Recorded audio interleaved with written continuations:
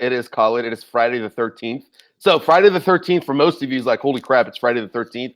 For me, it's a special day because my daughter was actually born on Friday the 13th. So it's a good luck day for me. Welcome to season 2 of Rise Up the Show. So we kick things off today with my good friend Nicole Spencer. Nicole, how's it going? It is going very well. How are you? I am doing fantastic. It's Friday. I'm gonna go see Jumanji later on today. So I'm super excited. How's it going in your where are you at right now? Like what's going on? Where are you in the world? Yeah, I am at home in Asheville, North Carolina on a very gray, cold day. Well, I'm in Texas. It's a little sunny, but it is cold outside. So I get the cold piece. Yes, absolutely. Well, hey, thanks for coming on the show today, and thanks for being you're kicking off season 2. So I'm excited to you're the first episode on. I didn't tell you that, but you're the first episode Perfect. on season 2. So I want to start things off with I got about 9 rapid fire questions just so the audience can get to know you more. Ready?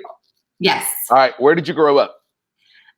Born on Long Island, New York, but really, I would consider still Asheville, North Carolina home. Okay. Tar Heel fan?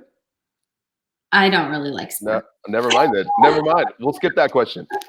So I know you mentioned it, but where do you live now? I'm sorry. What was the question? Where do you live now? I know you mentioned it, but where do you live now? Asheville, North Carolina. Okay. Mm-hmm. What's one of your favorite quotes? I think, it always changes, but I think right now, Tony Robbins, everything is happening for you, not to you. Ooh, that's one of my favorite. We just had this conversation before we went live, so that is definitely one that's resonating with me as well. Yes, so yes. What is one of your superpowers? Building connection, relationships, trust, and helping other people learn to do the same. I love it. What's one of your favorite books?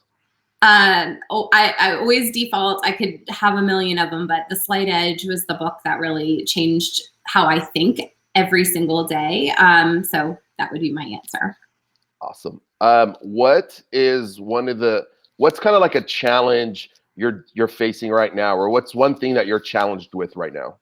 Oh my gosh, giving up control. So my business has grown so fast over less than a 2-year time period. And so, once you start getting bigger and bigger, you can't do everything yourself.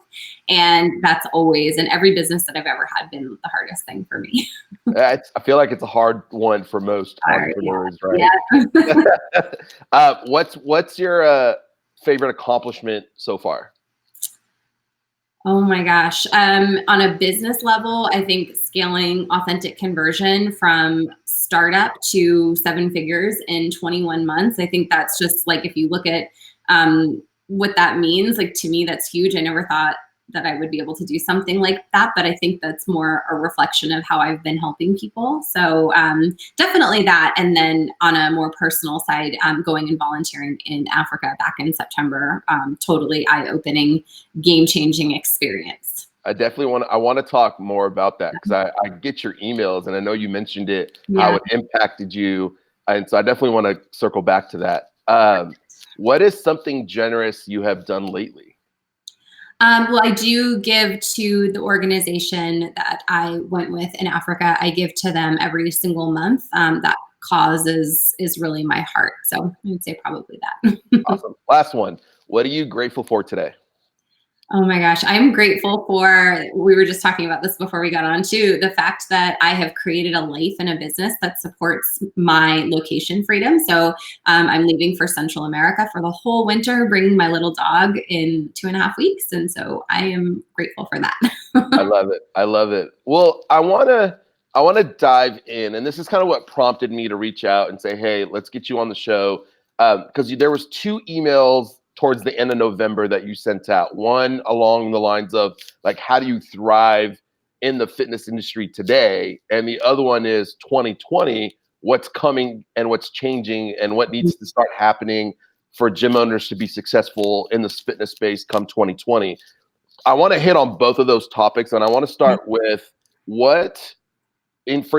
from your coaching, authentic marketing, all the coaches you've worked with, what are you seeing in 2020 that's like, holy crap, like if gym owners don't start doing X, Y, and Z, they're going to be in big trouble? Yeah, I would say if they don't step into their own authenticity, meaning that you can't just run, this ad campaign that hundreds or thousands of other gyms are running and expect to get results. You can't be entirely reliant on Facebook ads. And I think the thing that is going to be the game changer is that those who make an effort to build up an authentic brand that people feel really connected to and want to be a part of, are going to separate themselves from the ones who are kind of looking for the fast dollar and the easy way out. So I think too, and I agree with you, right? I think too many fit pros, gym owners are relying solely on Facebook ads. And when their ad doesn't work, or it doesn't bring in leads, or their costs, some of them don't even know their numbers for their cost center of ads. So they freak out and then they're like, oh crap, I don't know what to do. I'm going to lose my business. You've kind of went the other way, right? You went like, hey, stop relying on these ads as much. Find your authentic voice. But that's scary. For some, they'd rather run the ads and sit behind the computer than step into their own voice. Where does someone start? Because I noticed with you, you came out of nowhere with Facebook Lives as you built your authentic marketing business. So somebody wanting to find their voice, like, where do they start? Yeah, I think it starts with knowing yourself, right? Like, what are your own personal values? What do you stand for? What do you stand against? How can you draw lines in the sand within your industry, whether that's in more of your local competitive market or in, just the industry in general. So I think it's really aligning yourself and your personal values to your business.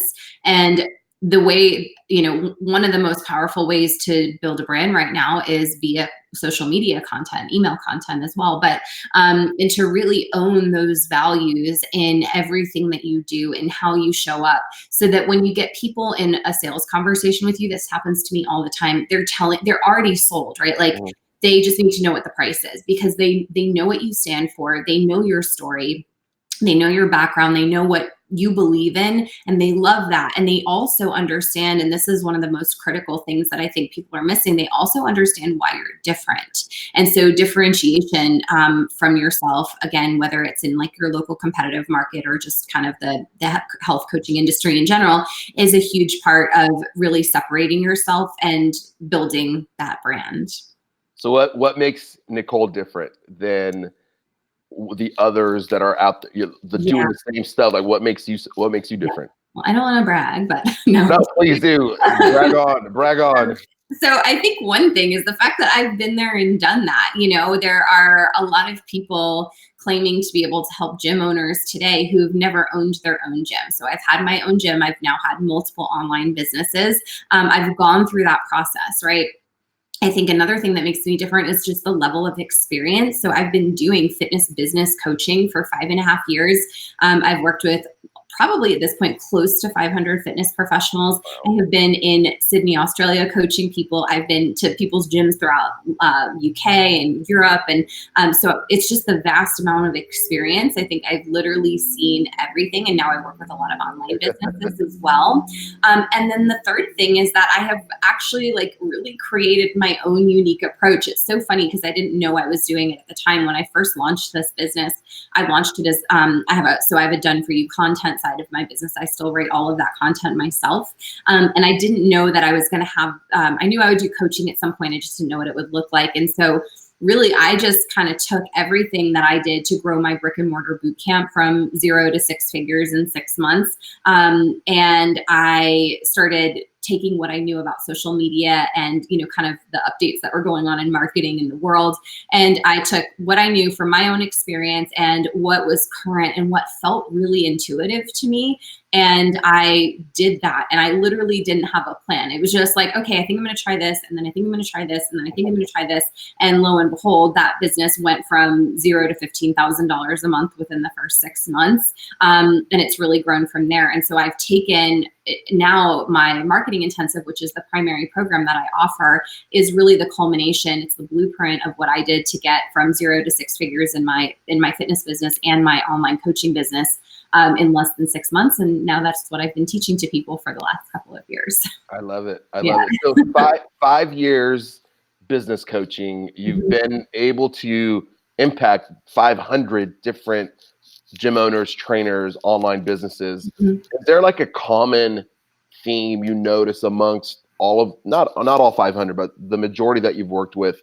Is there a common like setback, or is there a common challenge that all of them face, that if they would just get over this little thing, their business, their life would be in a different place? Yeah. Oh man, there's a few, but I would say like fear of rejection, fear of judgment. So, you know, I would say the majority, so more than half of people, when they first come to me, or when they're like, not even necessarily clients, but when they're first working with me, they have this major fear of like putting themselves out there. What are people going to think? What are they going to say? And that goes on every level. It's like, well, what are my friends and family going to think? Or like, what are my competitors going to think? Are people going to criticize my beliefs and philosophies and call me out and say that I'm wrong? Or like, there's so many different things that really hold them back. So they end up overthinking things. They end up not appearing like in their most powerful way. They end up really struggling. Like they put themselves in this state of confusion about what type of content to create, when it's like all coming from their heart. It's stuff that they actually know. So that fear of judgment, rejection also ties into fear of failure, is super, super common. And it just leads to making fear-based decisions overall, whether that's how you show up, whether it's, buying into a program, whether it's like investing money or hiring a team member. Just so many people are stuck in this place of making decisions from fear. So when you came out, right, and you started going like, hey, I'm going to step into business coaching. I'm going to launch this authentic marketing business brand. Mm-hmm. And was there a fear of rejection on your end? Like, as you were doing the Facebook lives, like, was there a fear of like, someone's going to watch this and they're going to say something, or the other business coaches are going to say something? Was that ever present? And if it was, how did you get over it? I think like to a certain extent, right? Like nobody likes to be questioned, and nobody likes to be, challenged on their belief systems, and it happens, right? Like if you put yourself out there, it is going to happen. So you just kind of have to know that. I think for me, I wanted the result, and I wanted to be able to help people way more than I was scared of that, because it does happen to me, especially on Facebook ads. People are mean and like horrible and trolls. But so it does happen. You just kind of have to know that it comes with the territory. But if you want to feel comfortable more than you want to be able to put yourself out there and grow, then you're not going to get very far. And I think I just know that and do it anyway. Love it. I love it. And so how do you instill that in someone else, right? So when as they start working with you and start wanting to, put more content, because you've got the Gary V's of the world who just came out with like how to publish your 65 pieces of content. Yeah, no. And then you've got, right? And then you've got gym owners are like, man, I can't even, like, I'm afraid to do one. And so how do you, like, what's that first step look like when someone's working with you to step into their own voice and start putting out some of that authentic content? Yeah, so I have a pretty defined process for this. And like, just in terms of, when people go into my coaching program, they obviously get the support and accountability. They get the coaching. They're in a cohort with other people who are all feeling the same way. So it really helps like push them off the ledge a lot. But the first thing I have people do, it's actually at the beginning of my program, before giving them their first live assignment, is really uncovering what their personal purpose is. So we go through a whole exercise about like, why were you put on this earth? What are you meant to do? Who are you meant to serve? How are you meant to create transformation in the world? And I think really helping them connect to deeper purpose, and also to understand the way that they're impacting people's lives is so much bigger than, just giving them workouts or just telling them what to eat. So I think helping them kind of reconnect with their self and their heart, before having them really leap into content has been really key for me. And my clients would tell you, like, one in particular, she's like, Nicole's the best at pushing me off the cliff. So, there's the accountability to do it too. So, and I think it's great. I mean, I love that you start with that and not right into like the numbers, run ads, do this, do that. It's like you go back to the true, like, let's peel back everything and get to the true source of why you're doing this. Because I think and I know this is for me, as I have those challenges in business, you go back to that core purpose and that core vision to push you to say, okay, like I'm having these challenges, but this is really why I'm doing it. So Mhm. I thought, for me, I feel like it helps me get through those tough times, knowing my core purpose and my core vision. Yeah, absolutely. Awesome. Awesome. Mhm. So take us, I want to go back a little bit because you mentioned you started your own boot camp and you grew it to a six-figure business within The how many first months? 6 months, yeah. First So six we months. started Okay. out to over 10K a month within. So actually, it would have been less because 8,500 is six figures. So within probably the first 4 or 5 months. But yeah, we hit the 10K mark in January, and we had opened in the previous June. Now, if you went back and looked at the strategies you did back then, are they similar to the strategies that you coach now, or has the game completely changed?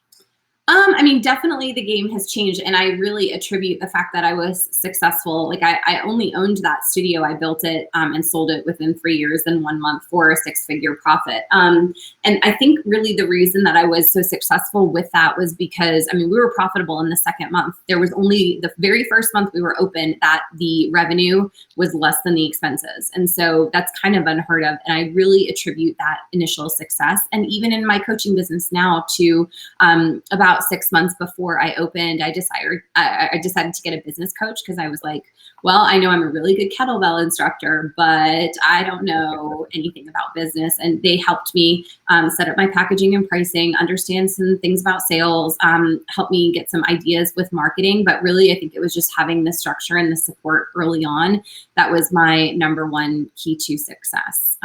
So there's definitely that, but I would say the just kind of the way that I've always shown up. You asked like what my superpower is, and I think that's it. I just had such a willingness to do whatever it took and to meet as many people as possible. And so you mentioned, so many people want to sit behind their computer and grow their business, and it's like, well, that's nice, right? Like that's dream level, but you have to earn that. Like I say to people, I'm like, you got to go do the dirty work, okay? Because my gym was in Brunswick, Georgia, which is like, it's not a place people go like for any reason other than like living and working and like there's an island and vacation, that kind of stuff. Brunswick's a little like anyway. So we had a mall and like no recognizable stores. It was like the leather store and the belt store and some department stores and that kind of thing. And I was literally in that mall multiple times doing kettlebell demos, like swinging kettlebells in front of the leather store or whatever, at different like health fairs and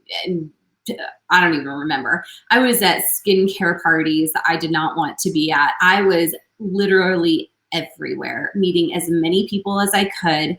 And that's why I was so successful. That's how I got 50 clients in my first 90 days of being open, was because I spent the time building relationships. And people think they don't have time, and they don't want to do that dirty, uncomfortable work of walking into a room of people where they don't know anyone and introducing themselves and talking about how they help people. And you just got to get over that. Like if you want to have success and you want to have it fast, because I think everyone in our industry is also being sold the idea that success is overnight, which is like kind of annoying to those of us who really like did the grind and put in the work, because it doesn't happen that way. But if you want success faster, be willing to do a lot of those things for now. Like, you have to let go of the idea of, oh, don't do the things that you don't love doing. It's like, no, in the beginning, do everything. Pretty much.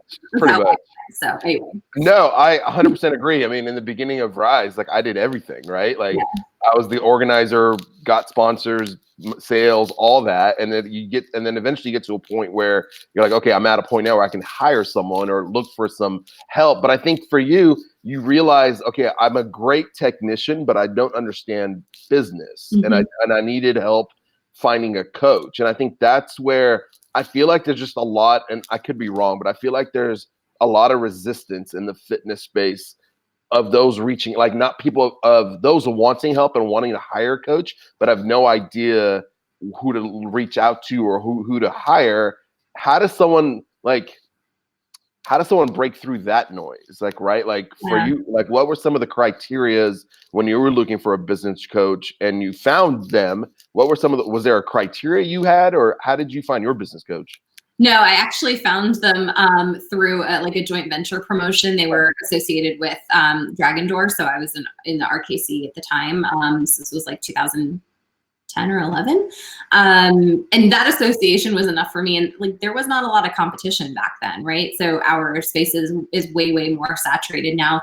I think you have to do your due diligence. I think it's a combination of a few things, like who do you resonate with the most? Who do you connect with the most? And, you know, what type of client results do they get? And is that what you want to see too? Like if you want to focus on business building through paid advertising, that's not me, right? Like that's not, I actually do cover paid ads. I love paid ads. I just don't think that's where people start. I cover it in my mastermind, which is my secondary program, but that is not where I believe people should start, right?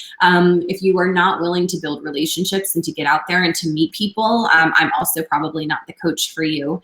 If you want someone to push you and to be really hands-on and to help you become a better connector so that you can build your business based off of trust, content, authenticity, relationships, then I am the right coach for you, right? I do work with brick and mortar and online businesses, and some people are also defined that way. Some people do one or the other. So I think it's really about who do you resonate with the most and whose client results, you know, do you want?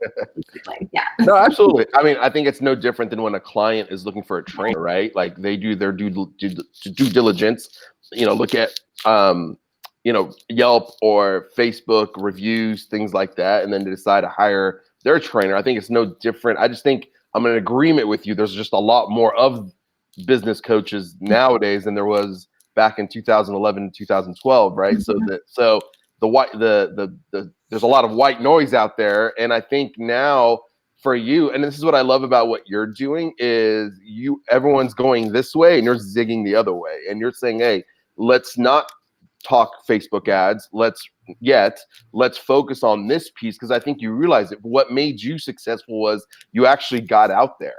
Mm-hmm. And so why do you think there's such a fear now of fit pros, gym owners, trainers putting themselves out there? Like why are they so afraid to do that? Yeah, I mean, part of it is you just don't know what you don't know, right? Like they don't know what to say, they don't know where to show up, they don't know how to talk about what they do.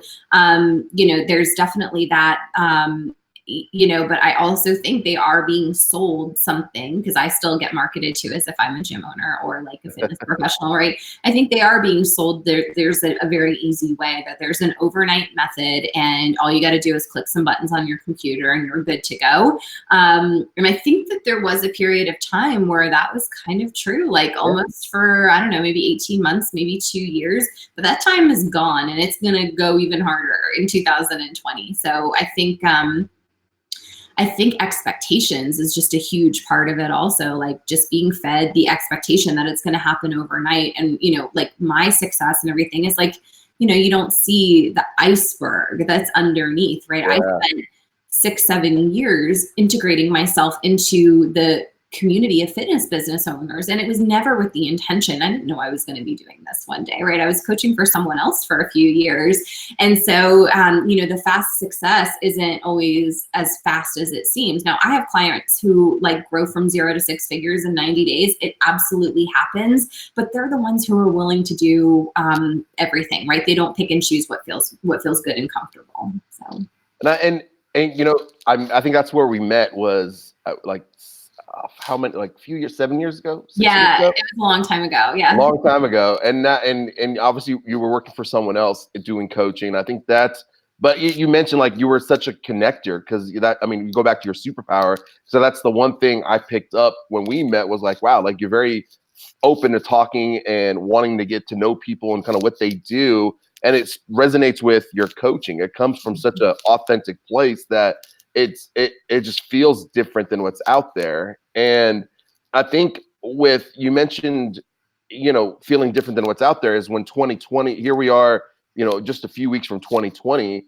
How does now someone, you know, in this new decade in this industry, how does someone thrive in 2020 and moving forward? Like what needs to, I know we mentioned it earlier, right? Branding that authentic voice, but then how does someone thrive in 2020? Yeah, I mean, a lot of it's that branding piece. It's your messaging, right? Really refining your messaging because, again, as the market continues to get more and more crowded, and it will, I think this last statistic I read, there's like over 350,000 certified personal trainers in the US. That doesn't include all the other people who are in wellness and are really kind of competitors, right?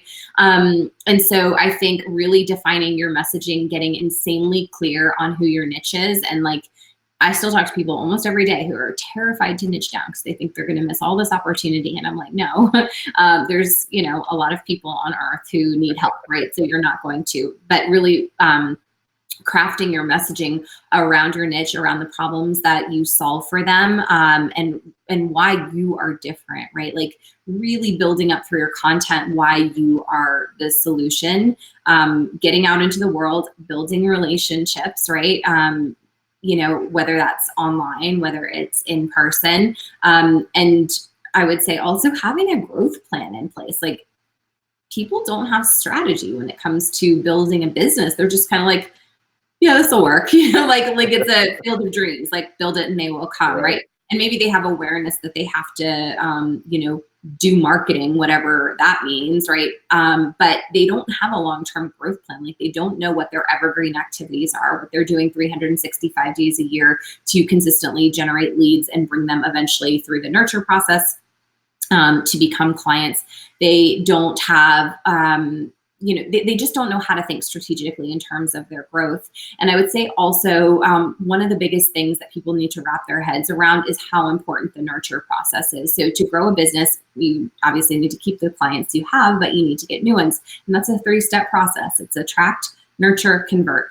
And people want to go attract, convert. That's where they love it, right? Like, of course, who doesn't want to be like, oh, that person saw me yesterday and now they're paying me. That's super cool, right? Like when that happens, that's great. But that's going to be about 7 to 10% of people who find you who are even in the mentality that they are ready to make a decision. And obviously, the better your content is, the more connected to you they feel, the more likely they are to choose you. But only 7 to 10% of people who see you will be ready in that moment. And so you have to be okay with that. You have to be okay with becoming amazing at nurturing people, right? With being patient, with knowing that it's going to take, like, I think, Nick Ryan's, I did an interview with him a couple months ago, and he was telling me that with his, he helps gym owners as well, that it's what he has found is that it's an average of about a 6-month window from the time someone finds you to the time someone buys from you. Wow. And you have to be okay with that. Like, I love that. What I do with paid ads now is simply getting more eyes on me, getting more people into my email list, then they come into my Facebook group, and I really just nurture them so well so that when they are ready, I provide them different opportunities to become ready, but when they are ready, then they will work with me, right? I talk to people all the time who did these ad campaigns, got all these opt-ins, 5% of the people were ready to buy now, and they just threw out the other thousands of people. Like they haven't communicated with them ever. It's like, oh, you're not ready to buy, good luck, right?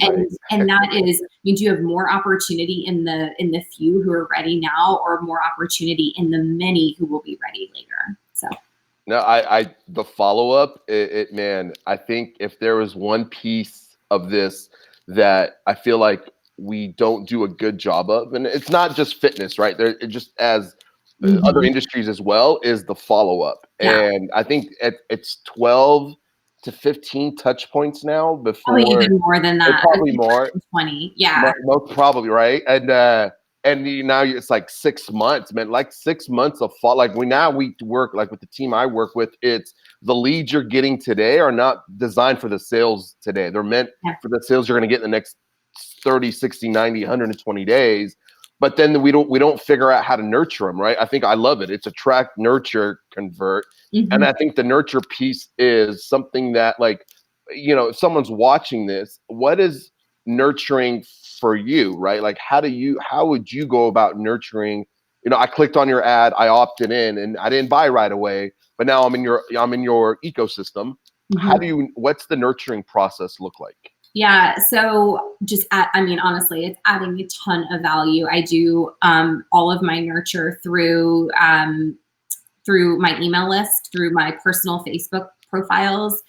And my Facebook group, my group is like next level because they get like live Q&As with me. They get like all kinds of stuff. So, I would say that's really how I show up. And I have the intention of, with my free content, making people money. Like I just had someone post yesterday, I think, that I did a training in my group last week. She already made $1,500 from it, right? Like I had another woman the week before post, she made $6,000 from a free training I did.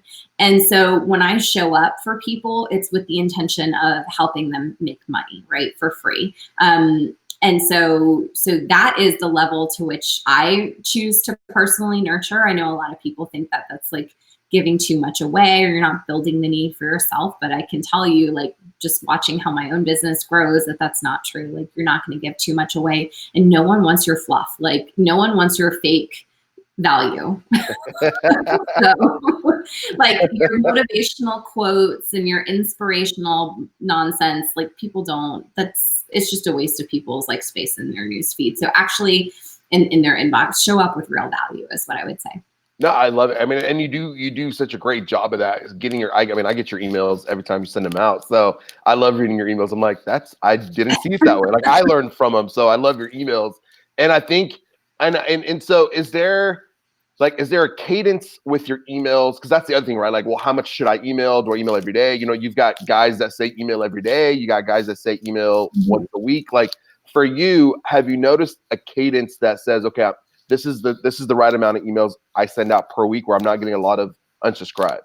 Yeah, I tend to do 2 to 3. Okay. That's kind of where I feel really happy. Especially because when I show up in my inbox, in people's inbox, it is not with fluff. It's with the intention of adding value. It's not just like, here's something to think about today, right? Like nobody needs more to think about. And so, you know, it takes time for me also to create those high value pieces. Like today I just sent out like done for you content swipe files. So all of the thousands of people on my list got their Christmas email and their New Year's email and social posts written for them, right? So like, you know, it takes time to write the content. It takes time to write up the email and send that. And then, yeah, so I'm just very thoughtful in what it is that I send out as well. So 2 to 3 times a week is what feels good to me. But some people do more, just don't do less. Right.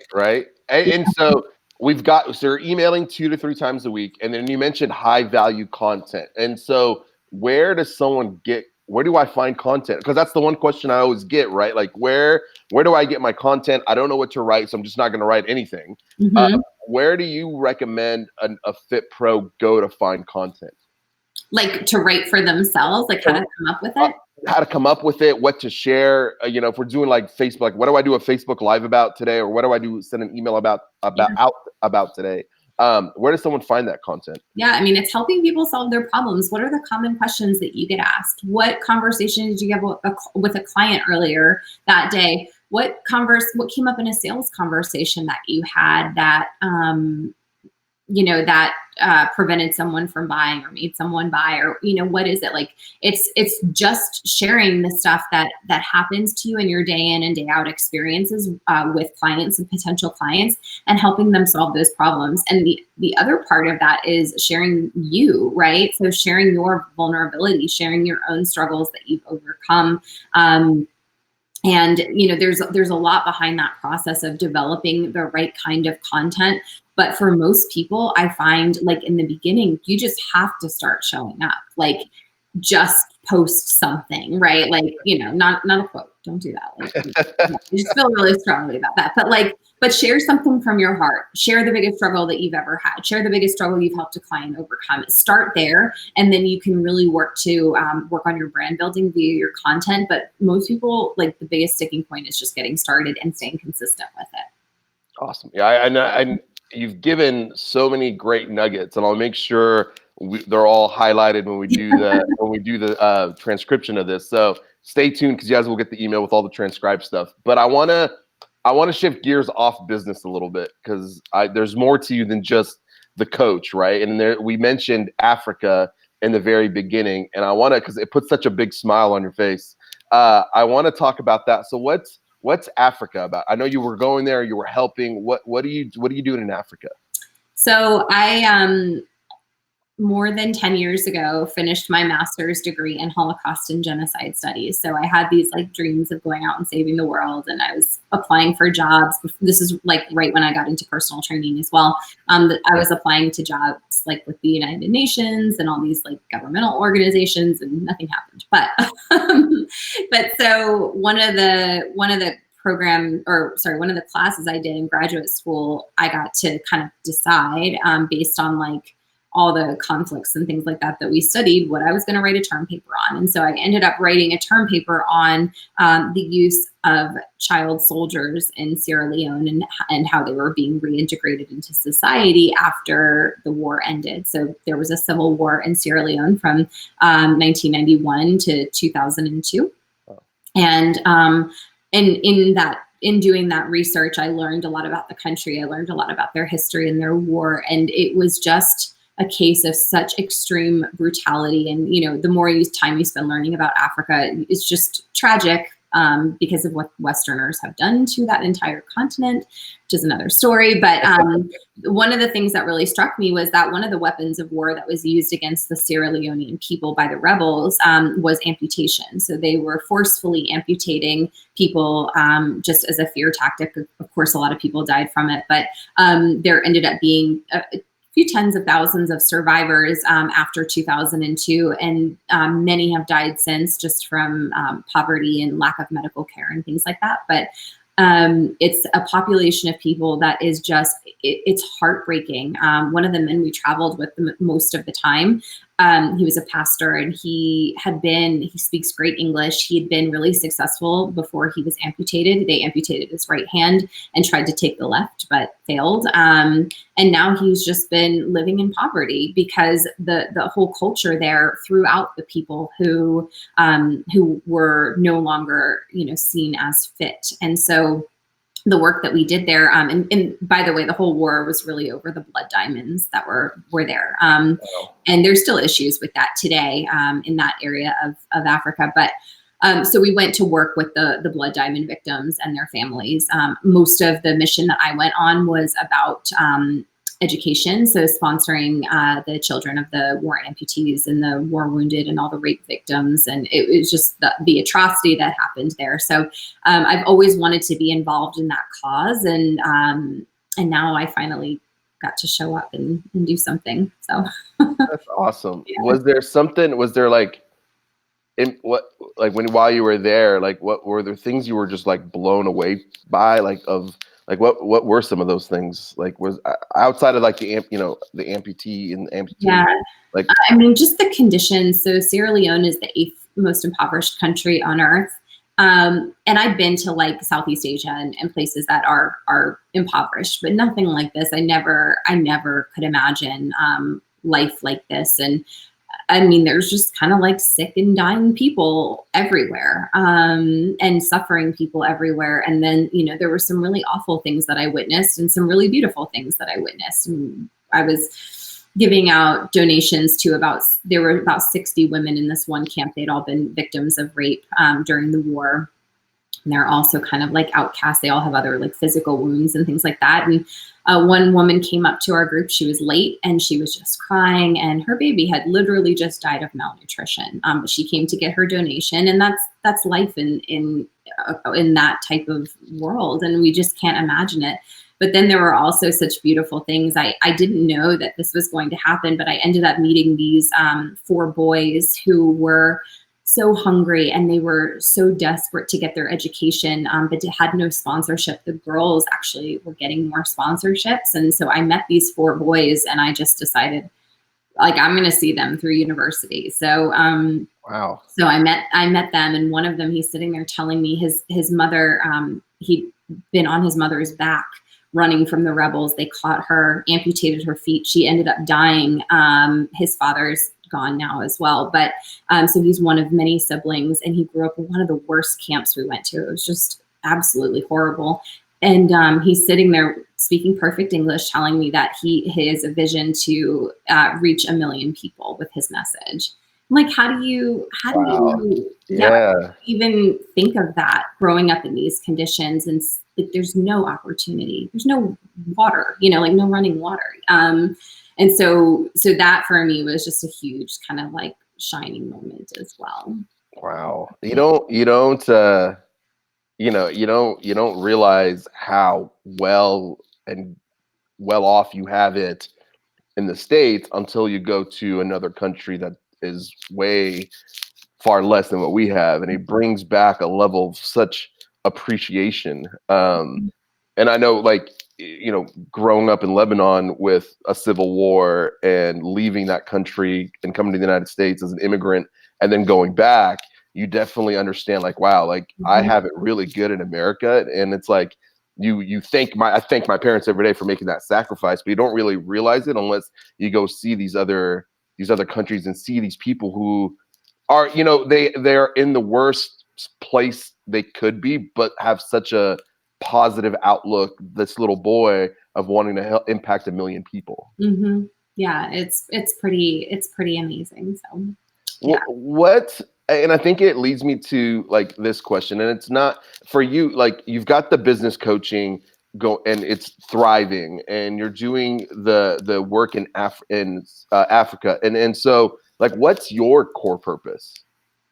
Yeah, I still believe my soul's purpose is to create new paradigms for human connection. So to do a better job, and I look at the connections I've drawn for people all over the world, and it's really amazing. Like, I really feel that I am a facilitator for connection and growth for people. And so I get to show up and be that, right? Like, I get to be the connector, like as I connect with my audience and things like that. But I also get to be that for other people. And so really, if I look at my work, every part of that is fulfilling that purpose. So is there one connection that, like, when you think about it, it's like, wow, like when it happened, you're like, this is why I do what I do? I swear that stuff like comes up every single day with my client. Like, I have a client, I'm interviewing her on Tuesday night, and she came to me in September. She was like, I need to be able to leave my job. She's a single mom of 3, and I said, let's do it. And January 3rd is her last day. So she's a full-time teacher. We replaced her income and more. And she's making the leap. And so hearing those types of stories for the people who came to me for a very significant purpose and for freedom, when we create that together, that's everything to me. So I love it. Yeah. I love it. All right. So last question. Yeah.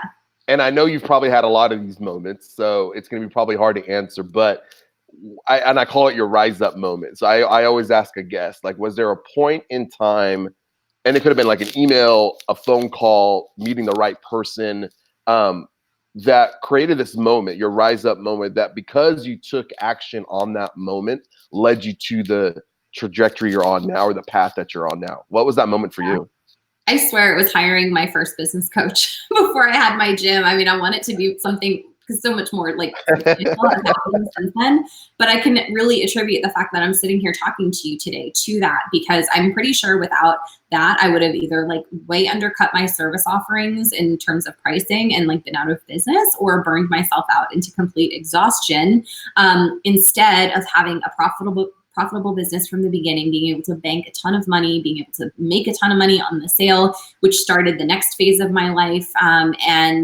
And now, and also got me into business coaching. Like, everything just really started there. It truly did. And then again, actually meeting the mentor that I worked with when I was starting this business as well.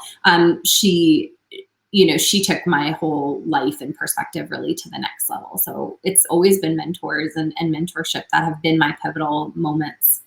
That's awesome. And I think it goes back to that, like, there are good mentors out there. There are great business coaches out there. I think as this industry continues to grow, which it will, and as more fit pros come into the industry, the certification is no longer enough, right? And I know you mentioned that in your email, and I think it's amazing. And I love the fact that there's coaches like you that are out there that says, hey, like, you can do this and be very successful in this industry. Because that's the one thing I hear is a lot of people leaving the industry because they're not making money, they're not making ends meet, and they got to take care of their family. And now there's coaches that are saying, like, hey, you can do this different than what you've been told before and against the grain of what everyone else is telling you. And it's in finding your true authentic message. So I love again, you've decided to go in this direction. Yeah, thank you. Yeah, it feels like in total alignment, you know, and then of course other things come up and we have to work on ourselves continuously. But Of course. but yeah, I feel just incredibly grateful to be in the position I'm in, and to be able to serve and give back. That's awesome. Where can someone, so if they want to get a hold of you or find out more about you, your coaching business, authentic marketing, where can they find you? Yeah, I mean, honestly, all my best content appears on Facebook, so you can find me on Facebook, Spencer. But also convertauthentically.com is my website. Awesome. And I'll make sure all that's linked up so everyone can click on the link, get access to it. Nicole, thank you again for coming on season 2, episode 1. It was awesome having you on, and thank you for all that you do in the fitness industry. Yes, thank you so much for having me and for allowing me to share. Yeah, you're welcome. Enjoy your trips. If I don't talk to you, I know you're going to be gone for a few months. I know you're traveling, so have a great time. I'm sure we'll see it on Facebook. So enjoy the rest of your Friday and have a great weekend. Thank you. You're welcome. All right, guys, we will see you next week with another episode. Take care. Bye.